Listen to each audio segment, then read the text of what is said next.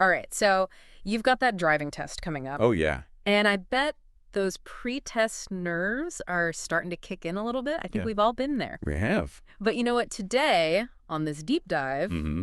we are going to dive deep into some seriously effective techniques Okay. to help you manage that anxiety. Yes. And Active. walk into that test Mm-hmm. feeling like a total champ. Love it. We're going to be looking at this fascinating document called You're gonna- Psychological Techniques to Manage Pressure and Anxiety Before a Driving Test. Nice. It's packed with practical strategies that can make a real difference. Absolutely, it is. You know, it's amazing Yeah. how much of a role our mindset plays, Right? especially in these high-pressure situations like a driving test. Yeah. And these techniques that we're about to explore really tap into that mental game, Yeah. giving you the tools to reframe negative thoughts and boost your confidence. Yeah, they really do give you kind of like a mental toolkit, for those moments when your thoughts start to spiral. Okay, so let's jump right into it. Yeah. The first batch of techniques focuses on, we could call them mental strategies. Okay. We've got visualization, positive affirmations, cognitive restructuring, and thought stopping. I like that. I like that analogy. It's like a toolkit, yeah. Yeah. And starting with visualization, Okay. it's not just some mystical woo-woo concept. Right. It actually leverages the power of our brain's neural pathways. Oh, interesting. When you vividly imagine yourself successfully navigating the test, Yeah. from starting the car to parallel parking, your brain fires up those same neural pathways as if you were actually doing it. So it's like a mental dress rehearsal. Exactly. For Exactly. the real deal. Yeah. That makes total sense. It does. You know, I remember using visualization Mhm. before a big presentation at work, and Yeah. I actually pictured myself speaking confidently, Right. engaging the audience, Uh-huh. and it really calmed my nerves. Yeah. And, that reduction in fear of the unknown is a key benefit of visualization. Mhm. It helps replace those, what if I mess up thoughts Right. with a sense of, I've got this. I've done it before. Right. Even if it was just in my mind. That's a great point. Yeah. And speaking of shifting our thoughts, Mm-hmm. let's talk about positive affirmations. Okay. Is it really as simple as replacing those negative, Yeah. I'm going to fail thoughts Right. with positive statements like, Yeah. I am a skilled and confident driver? Yeah. Because if so, sign me up. Well, it's a bit more nuanced than just repeating phrases. Okay. The real power of affirmations comes from genuinely believing in the statements you're making. Oh, okay. Yeah. It's about shifting your internal dialogue Right. from self-doubt to self-belief, Yeah. and that takes conscious effort and practice. So it's more about cultivating a genuine belief Right. in your abilities rather than just Yeah. trying to trick your brain into feeling confident. Precisely. Mhm. It's about building that confidence from the inside out. Okay, I like that. And when those negative thoughts inevitably creep back in, Yeah. because let's face it, they happen to all of us, Oh, yeah. that's where cognitive restructuring comes in handy. Okay. It's about taking those negative thoughts captive Mm-hmm. and really examining them. Okay, I'm intrigued. Yeah. How do we actually restructure a thought? It's like putting those thoughts on trial. Okay. You ask yourself, is this thought really true? Hmm. Is it helpful? Yeah, What's the evidence to support it? right. More often than not, you'll find that those negative thoughts are based on assumptions and fears Right. rather than facts. Oh, that's so true. Yeah, It's easy to get caught up in those worst case scenarios it is. without even realizing we're doing it. And once you've identified the irrationality of the thought, Right. you can consciously replace it with a more balanced and realistic one. Okay. For example, instead of Oh. thinking, what if I freeze up at a busy intersection? Yeah, yeah. You could reframe it as, Okay. I've practiced navigating intersections safely, Right. and I trust my ability to handle this. Okay. It's about shifting from fear to a place of trust in your skills. That's a much more empowering perspective. It is. So we've challenged the negative thought, replaced it with a positive one. Yep. But what if it keeps coming back? Ah, yes. That's where thought stopping comes in. That's right? where thought stopping comes in. It's like saying, nope, not going there Exactly. to those Yeah. anxious thoughts. Thought stopping is a technique where you literally interrupt the thought pattern. Right. Some people visualize a stop sign. Uh-huh. Others use a mental command like stop. Right. Right. The key is to break that cycle of rumination Right. and redirect your focus to something more constructive. It's like hitting the reset button It is. on your mental chatter. Exactly. You know, I've actually heard about this technique called anchoring Oh, yeah, yeah. that seems to fit right in with these mental strategies. I'm really curious to learn more about that. Anchoring is a fascinating technique that plays on the mind-body connection. Okay. It involves linking a physical sensation, Mm-hmm. like touching your thumb and forefinger together Okay. with a positive memory of calmness and success. So it's like creating a physical trigger Exactly. to access that feeling of confidence on demand. Exactly. You practice associating that physical sensation with a specific memory or feeling of calm and competence. Right. Then, when you're in a stressful situation, like the driving test, Mm-hmm. you can use that anchor to instantly bring yourself back to that state of mind. Wow. It's like having a secret weapon in your pocket to combat those test state jitters. That's brilliant. Yeah. So we've got a whole arsenal of mental strategies here to reframe our thoughts, build confidence, and even access those feelings of calm on demand. Yeah, But I know there's more to it than just the mental game. absolutely. Yeah. Our mental and physical states are deeply intertwined. Right. And that's where our next set of techniques comes in, focusing on leveraging that powerful mind-body connection Okay. to ease those physical symptoms of anxiety Right. and promote a deeper sense of groundedness. All right, let's dive into those mind-body techniques. That's it. This is where it gets really interesting. It is.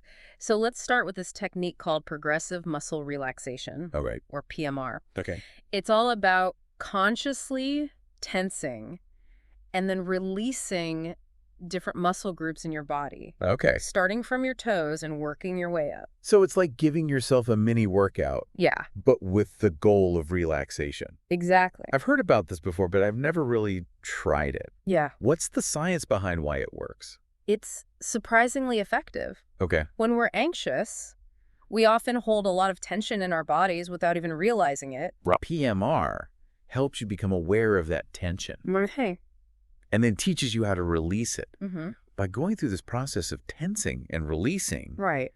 you're not only reducing physical tension, but also shifting your focus to the present moment, Right. those physical sensations, Right. which helps interrupt that cycle of anxious thoughts. That makes a lot of sense. Yeah. I can definitely see how being more in tune with your body can help ground you Right. when your mind is racing. Exactly. Especially in that moment right before the test starts Mm-hmm. and you're just sitting in the car waiting. Yeah, It's like a way to channel that nervous energy into something productive. absolutely. And then, of course, we have breathing exercises. I know it sounds almost too simple, I know.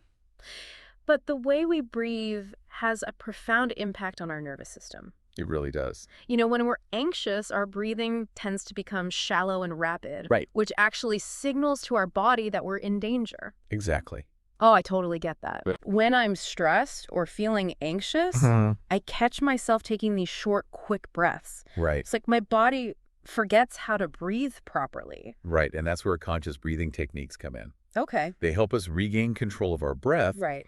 and send a signal to our body that we're safe. Right. There are many different techniques, Mm-hmm. but one that's particularly effective is called box breathing. Wait, box breathing? Yes.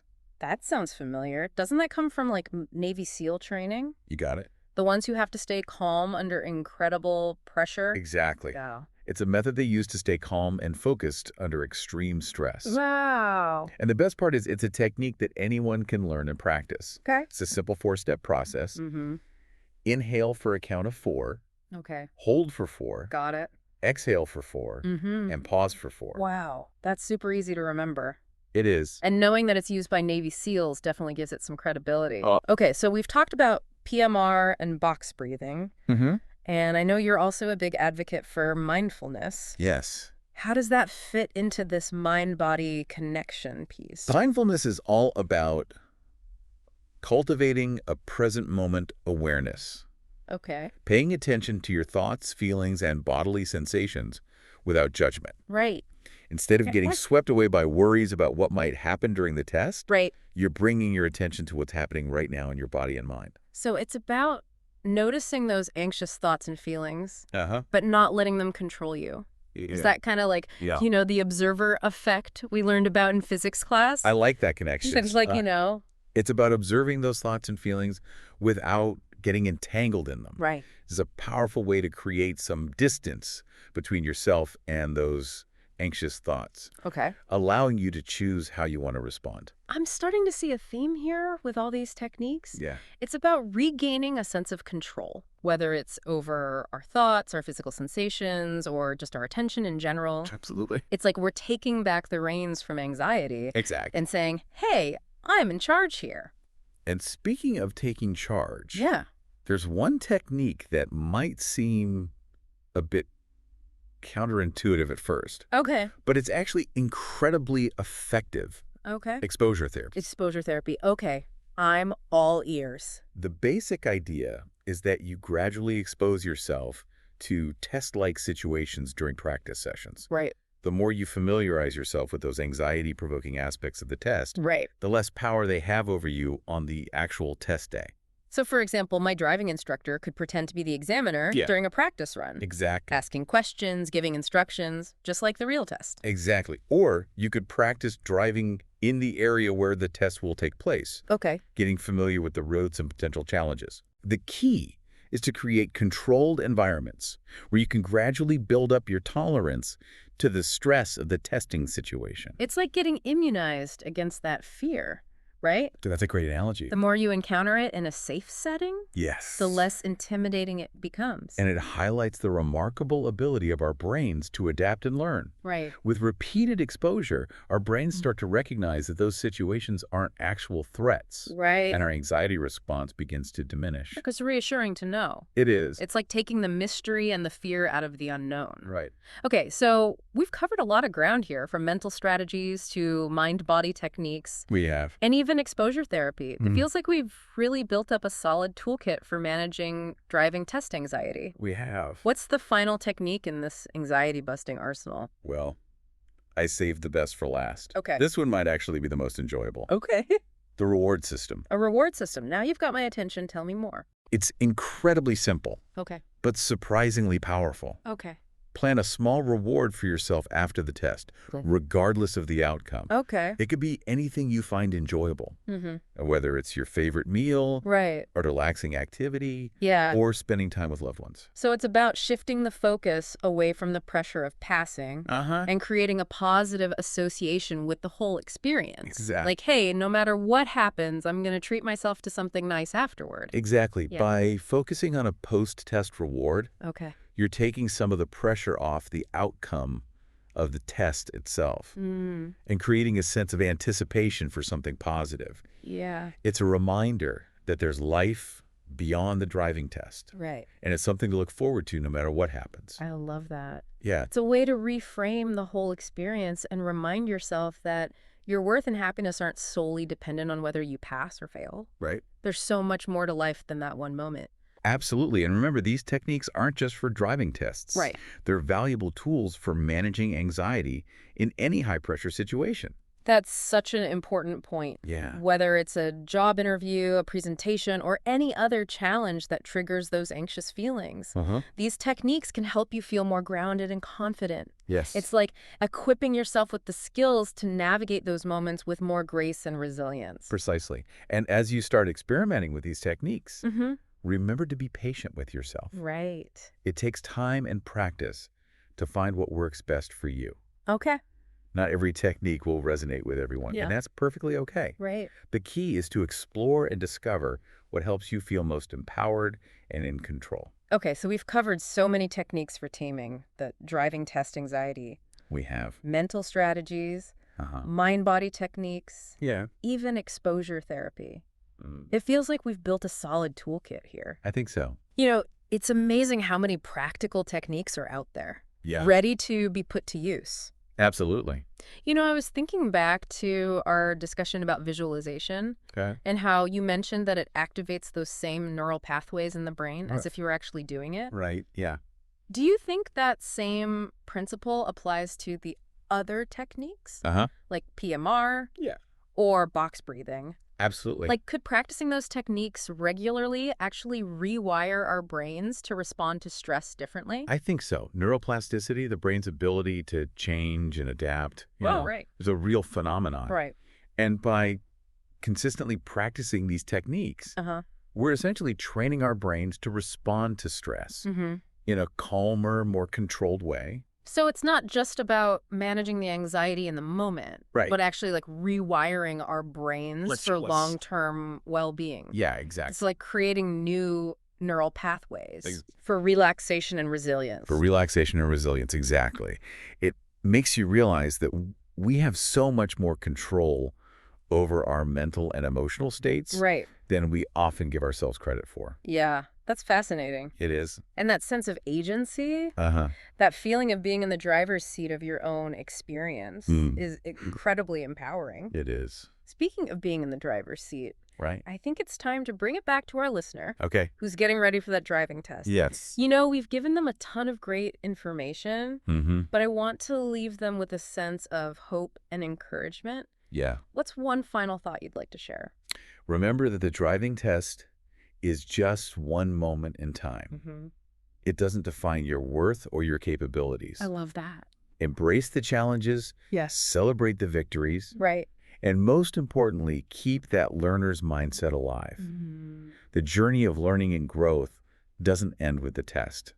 It's a lifelong adventure. You know, to our listener out there, take a deep breath.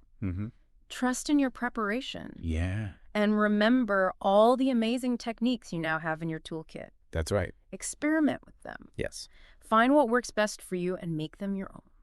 Exactly. And no matter what happens on that test day, know that you've got this. You do. We're rooting for you every step of the way. Absolutely. Thanks for joining us on this deep dive into conquering driving test anxiety. It's been a pleasure.